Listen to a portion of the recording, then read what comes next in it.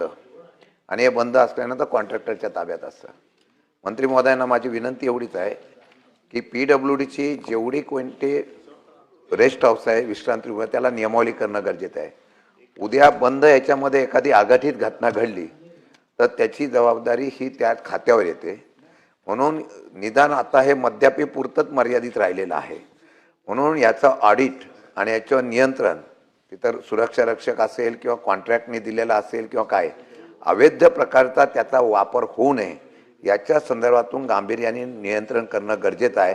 याच्या संदर्भामध्ये आपण संपूर्ण महाराष्ट्रातल्या असलेल्या या विश्रांतीगृहाची माहिती घेऊन जिथे दुरुस्ती करायची आहे तिथे चांगलं करायचं आहे ते चांगलं करून यामध्ये कुठल्याही प्रकारचा गैरवापर होणार नाही याची काळजी घेण्यासाठी आपण नियमावली तयार करणार का, हा एक प्रश्न.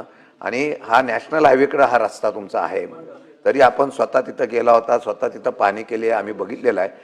मगाशी सांगितल्याप्रमाणे हा अनेक वर्ष हा रस्ता तसाच प्रलंबित आहे.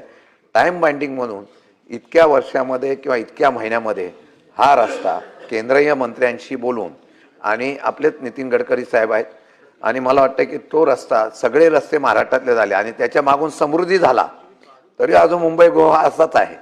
तर या संदर्भामध्ये पुढच्या गणपतीच्या आत तरी मुंबई गोवा मार्ग हा कोकणामध्ये जाण्यासाठी मोकळा होणार आहे का?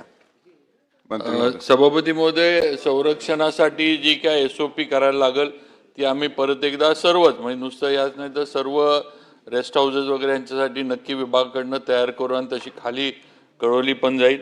या ठिकाणी सभापती महोदय एकच आहे की कॉन्ट्रॅक्टरकडे जरी असलं तरी यापूर्वी एकच तिथं वॉचमॅन होता.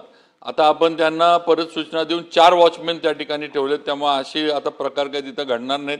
CCTVचं पण आपण नियोजन त्या ठिकाणी करतोय म्हणजे अगदी काही झालं तरी रेकॉर्ड आपल्या हातामध्ये येईल. आणि राहिला विषय गोवा हायवेचा, मी आता सांगितलं की चिपळूणचं हे मानगाव आणि इंदापूर सोडलं तर बाकीचा गोवा हायवे मे पर्यंत आपला पूर्ण होतो.